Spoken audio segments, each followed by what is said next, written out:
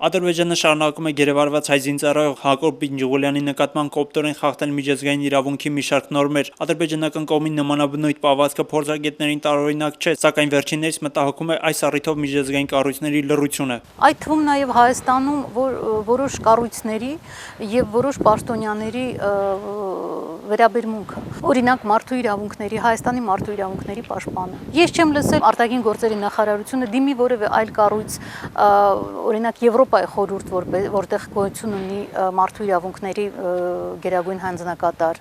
կամ Մարդու իրավունքների պաշտպանի մամուլի քարտուղար Նաիրա Կարմիշալյանը մեզ հաղորդեց, որ ՄԻՊ-ը որոշել է որևէ հայտարարությամբ հանդես չգալ, իրավիճակը չվատթարացնելու համար։ Իսկ Մարինա Գրիգորյանը ընդգծեց, այս հարցում միայն պաշտպանության նախարարությունն է քայլեր ձեռնարկում։ Միջազգային կառույցների անգործությունը նա առաջին հերթին պայմանավորում է ադրբեջանական խավիարի դիվանագիտությամբ, ինչպես նաև հայկական կողմի պասիվությամբ։ Մենք արդեն պետք է դիմաց լինենք բոլոր հնարավոր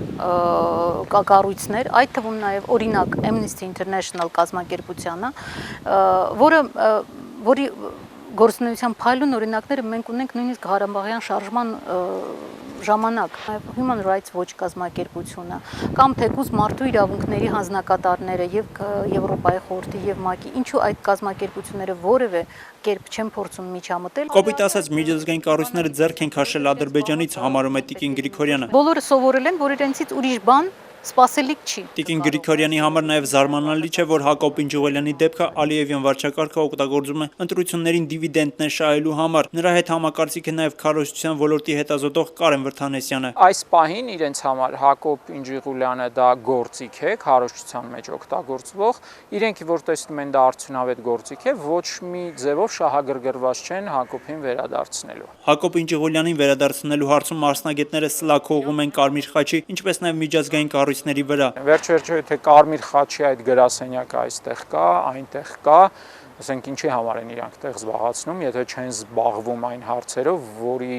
զբաղվելու համար ստեղծված են։ Չեմ անում Կարմիր խաչի ինչով է զբաղվում,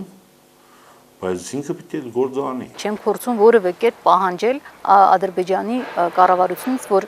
հարգի իրեն իսկ կողմից ստորագրած փաստաթղթերը։ Նշենք, որ Հակոբ Պինջուղոլյանն արդեն 20 օր է գտնվում է Ադրբեջանում։